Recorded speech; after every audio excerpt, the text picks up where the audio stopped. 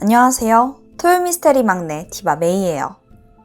오늘 사건은 한 번에 6명이 사라진 아주 충격적인 사건이에요.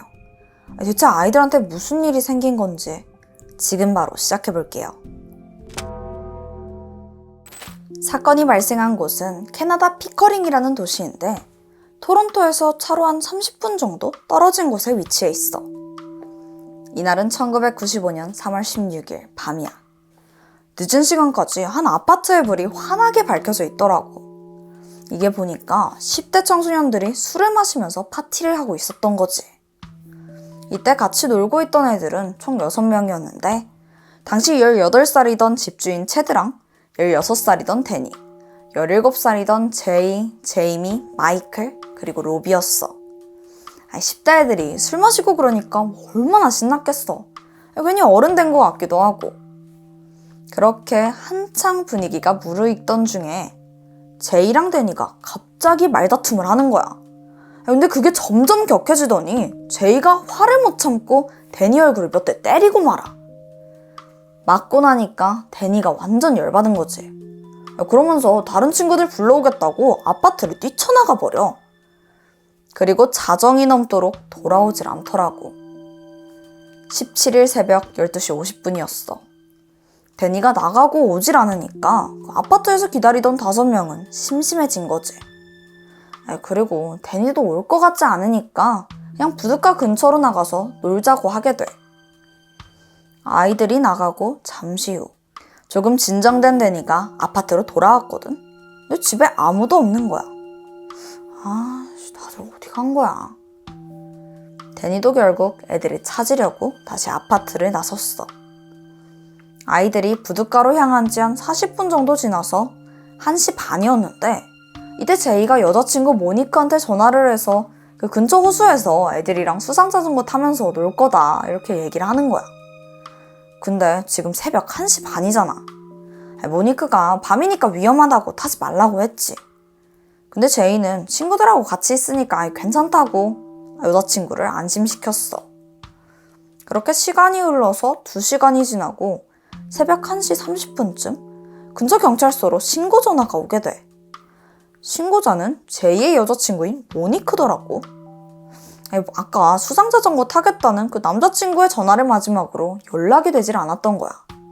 너무 걱정되니까 신고를 했던 거였지. 그런데 경찰의 반응은 시큰둥하더라.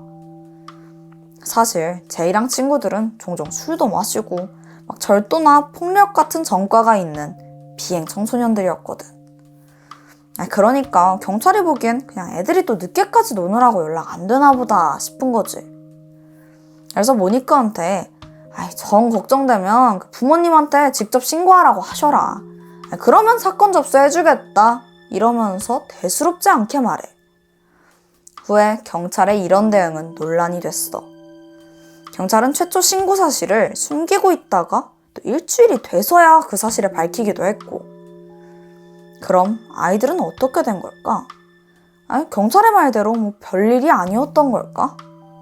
모두의 우려는 현실로 드러나게 돼.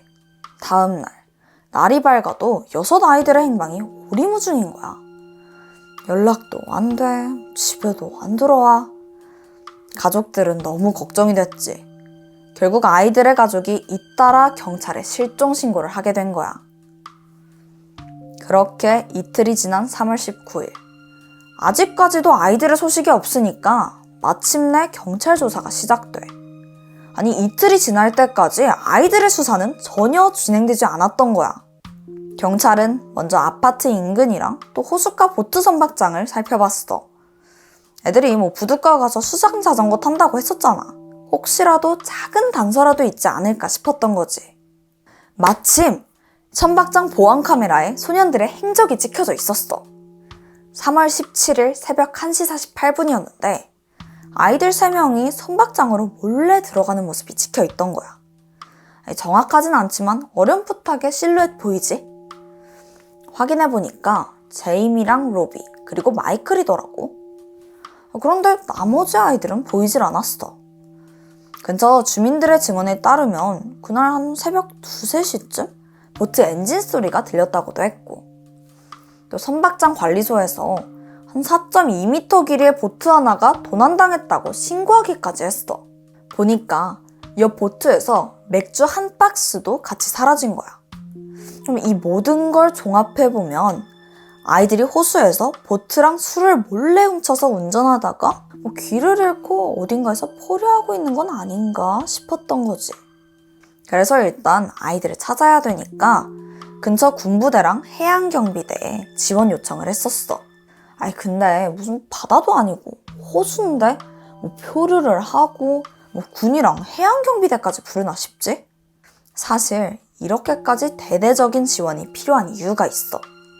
아이들이 사라진 호수의 이름은 온타리오호인데 이 호수는 미국이랑 캐나다의 5대 호수 중 하나고 그 면적이 서울하고 경기도를 합친 것보다도 컸거든. 캐나다 온타리오주하고 미국 뉴욕주에 맞닿아 있고 또 워낙 커서 무슨 호수에 수평선이 있고 파도도 치는 데다가 강을 따라서 최종적으로는 대서양으로 흘러간다는 거야. 호수가 너무 넓으니까 여기서 사람이 사라지면 완전 비상인 거지. 다음 날인 3월 20일에 경찰과 해양경비대 그리고 또 지원을 요청을 받은 군부대가 수송기, 헬리콥터, 해양구조팀까지 총동원해서 그 수색 작업을 시작해. 수백 명이 자원해서 아이들을 찾기도 했지. 호수 근처 해안을 아주 샅샅이 살펴본 거야. 그렇게 수색은 무려 3일 동안 이어졌지만 그 어디에도 아이들의 흔적은 보이질 않더라고. 결국 군인들은 철수했고 경찰과 자원봉사자들이 일주일 정도 더 찾아봤거든. 하지만 아무 흔적도 발견되지 않았어.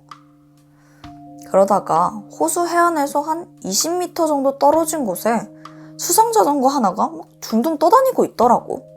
근데 또 애들이 타고 있던 그 자전거였는지는 확인되지 않았어. 경찰은 더 이상 수색은 의미가 없다고 판단했고 그냥 애들이 보트 훔쳐다가 술 마시고 그러고 또 운전 미숙으로 전복돼서 저체온증으로 사망했다 이렇게 결론 지어버려. 당시 온타리오호의 3월 기온이 평균 영하 0.9도였고 최저일 때는 영하 6.4도였거든. 그러니까 애들이 저체온증으로 사망했을 가능성이 높다고 판단된 거야. 그렇게 실종 10일 만에 수사는 종결되고 말아.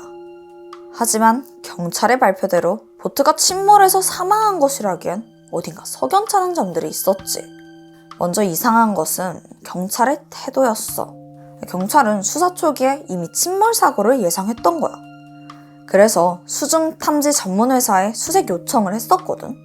근데 왜 그런지 몰라도 얼마 안 가서 그 요청을 취소했어. 물론 온타리오 호수 수심이 되게 깊기는 해. 그래서 수색하기가 좀 쉽지 않기도 하고. 평균 수심이 한 86m고 제일 깊은 곳은 무려 244m가 되기도 하고. 수색이 쉬운 일이 아니라는 건 알지만 시도도 안 해보고 포기했다는 건 좀 안타깝다는 거지. 아이들이 실종된 지 12일이 지났어. 3월 29일이었는데 선박장에서 약 60km 정도 떨어진 호수 반대쪽에 윌슨 해안가에 한 빨간 보트 연료통 하나가 발견된 거야. 확인해보니까 연료통에는 뚜껑이 없었어. 라벨에는 영어랑 불어가 함께 적혀져 있었는데 이건 캐나다에서 상품을 표기하는 방식이거든. 그래서 혹시 얼마 전에 있었던 캐나다 청소년 실종 사건과 관련이 있지 않을까 싶어서 그 연료통을 캐나다로 보내게 돼. 그리고 확인해봤더니 이건 도난당했던 그 보트의 연료통이 확실한 거야. 근데 이것도 어떻게 생각해보면 되게 이상해. 대체 어떻게 연료통이 보트에서 분리된다는 거지? 게다가 당시 조류랑 바람을 고려해보면 그 연료통이 윌슨 해안가에서 발견됐다는 건 불가능에 가까운 일이었대. 그리고 뚜껑이 없는 연료통이 2주 넘게 바다에 가라앉지 않은 것도 의문이었고 뚜껑이 없으면 그 사이로 물이 들어가고 가라앉을 수밖에 없잖아. 그런데 이 연료통이 이렇게 발견되려면 딱 한 가지 방법이 있어. 바로 누군가 일부러 연료통을 분리해서 윌슨 해안가에 버린 경우인 거지. 수색은 계속돼. 3월 31일 다이버들이 인근 해역 3m 깊이의 물속에서 따지 않은 맥주 한 병을 발견했어. 당시 발견된 그 맥주는 실종 당시 도난당한 맥주랑 같은 종류였던 거지. 맥주병을 감식해보니까 오른손 집게 또는 왼손 엄지로 추정되는 쪽지문 일부가 발견되기도 해. 하지만 이게 사라진 아이들의 지문인지 확인되진 않았고. 그런데 이 사건이 알려지고 경찰에 뜻밖의 제보들이 들어오더라. 아이들을 육지에서 봤다는 목격담들이었어. 장소는 모두 제각각이었는데 토론토 큐비치에서 봤다, 뉴욕의 한 버거킹에서 봤다, 또 누구는 사건 다음 날 실종된 아이들 중 한 명인 체드가 집에 있는 걸 봤다고 하기도 해. 하지만 이건 언제까지나 제보일 뿐이었지. 사실이 확인되진 않았어. 아이들의 생존 반응이 단 한 번도 확인되질 않아. 그러다 보니까 가족들은 사고의 가능성도 어느 정도 받아들였지. 하지만 6명이 모두 감쪽같이 사라진 건 도무지 이해가 안 된다고 답답함을 토로했대. 일부 사람들은 또 다른 사고의 가능성을 제기했어. 사실 아이들이 마지막으로 목격된 선박장 옆에 피커링 원자력 발전소가 위치해 있었거든. 발전소에서는 냉각수를 사용하려고 많은 양의 바닷물을 빨아들인다고 해. 그래서 아이들이 이때 유입구로 보트와 함께 빨려 들어간 게 아닐까 추측했지. 실제로 발전소 앞쪽에 물살이 막 소용돌이 치는 구간이 있기도 했었고. 그런데 또 발전소 측에서는 여과장치 시스템상에 보트나 사람은 빨려 들어올 수 없다고 단호하게 말했어. 그럼 대체 아이들은 어딜 간 걸까? 하룻밤 사이에 10대 청소년이 6명이나 감쪽같이 사라진 거야. 수사가 진행되질 않은 채 시간만 흘러가. 그렇게 사람들 기억 속에서 이 사건이 사라지나 싶었는데, 아이들의 실종을 오랫동안 추적한 캐나다의 사립탐정 브루스 리켓이라는 사람이 있거든. 이 탐정의 의견은 이랬어.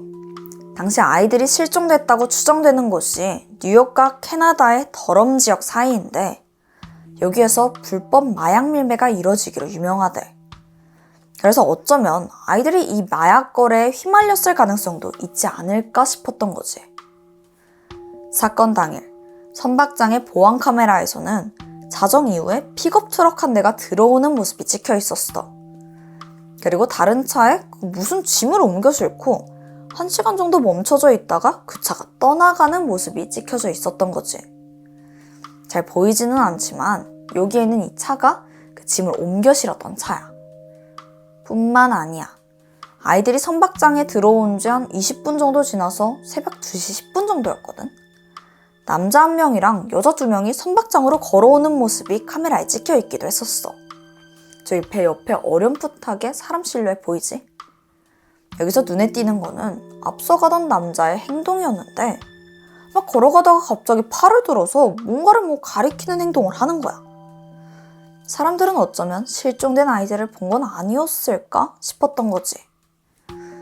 그렇다면 이 사람들을 찾아내서 조사라도 해봐야 되는 거 아니냐고. 어쩌면 마지막 목격자일 수도 있는 거잖아. 하지만 아직까지도 이들의 신원은 밝혀지질 않았어. 이상한 점은 이게 끝이 아니야. 선박장을 비추는 보안 카메라가 새벽 2시 21분 이후로는 작동되질 않은 거야. 단순히 작동 오류로 녹화가 멈춘 건지 아니면 누군가 일부러 중단시킨 건지는 알 수가 없었지. 그렇게 사건은 진전 없이 시간만 흘러가. 그러다가 아이들이 실종된 지 3년이 지난 1998년 4월에 나이아가라강 퀸스톤 지역에서 백인 남자의 시신 한 구가 발견됐어. 신장은 172cm에서 180cm 정도로 추정돼. 부패가 심해서 다른 특징은 알 수 없었지만 붉은색 리바이스 바지를 입고 있었대. 그런데 이 바지가 실종된 아이들 중 하나인 제이가 그날 입고 있었던 바지랑 일치했던 거야. 제이가 당시에 한 183cm 정도였으니까 추정 신장하고도 좀 비슷하지? 그런데 어떤 이유에서인진 모르겠지만 경찰은 발견된 시신에 대해 DNA 검사를 실시하지 않았더라고. 제이의 가족들한테도 그 시신이 발견됐다는 거에 대해서 아무런 연락도 하지 않았다고 해. 그로부터 또 시간이 흘려서 5년이 지난 2013년, 그때가 되어서야 제이의 가족들이 이 사실을 알게 됐어. 가족들은 자신의 DNA를 제공할 테니까 그 나이아가라 강에서 발견된 시신과 비교해달라고 요청했다. 근데 경찰의 반응이 의외야. 시신이 발견된 지역은 온타리오 호수보다 상류에 위치해 있다면서 온타리오 호수에서 실종된 제이가 그 상류에서는 절대 발견될 수 없다고 단정 지어버린 거야. 그리고 비용도 너무 많이 든다고 아예 DNA 검사 요청을 거부하더라. 가족들은 포기하지 않았어. 비용을 본인들이 전부 댈 테니까 검사를 해달라고 계속 요청한 거지. 결국 경찰은 1998년도에 수거됐던 그 붉은색 바지랑 유골의 일부를 온타리오 검시관에 보냈지만 DNA 확인 결과 안타깝게도 제이랑은 일치하지 않았다고 해. 아이들이 사라진 지도 어느덧 28년이라는 시간이 흘렀어. 현재까지도 보트의 연료통이라고 추정되는 그 물체를 제외하고는 그 어떤 흔적도 잔해도 유해도 발견되지 않은 상태고, 경찰은 이젠 수사를 아예 종결한 상태야. 정말로 수사관들의 결론대로 아이들의 보트가 전복돼서 저체온증으로 사망한 걸까? 어떤 범죄에 휘말렸을 가능성은 전혀 없는 걸까? 실종 가족들은 국가 DNA 데이터 은행에 자신들의 유전자 정보를 모두 등록해뒀대. 혹시라도 온타리오 호수에서 뭔가 유해들이 발견되면 언제라도 그 신원을 확인하려고 그런 거야. 매년 3월 17일이 되면 지금도 프렌치만 선박장에 노란 풍선들이 등장한다고 해. 실종 가족들과 친구들이 모여서 서로를 위로하고 또 늦게라도 아이들의 행방이 확인되길 기원하는 마음에서 이 노란 풍선으로 아이들을 추모하는 거지. 늦게라도 이들의 간절한 마음이 닿길 바랄 뿐이야. 오늘 사건도 참 안타깝지? 경찰의 대처가 조금 달랐다면, 좀 더 빠르게 수색에 들어갔다면 이 사건의 결말이 달라질 수 있지 않았을까 싶더라고. 이미 너무나 늦었지만 아이들이 하루라도 빨리 가족들의 품으로 돌아갈 수 있길 바래. 지금까지 토요미스테리 디바 메이였습니다.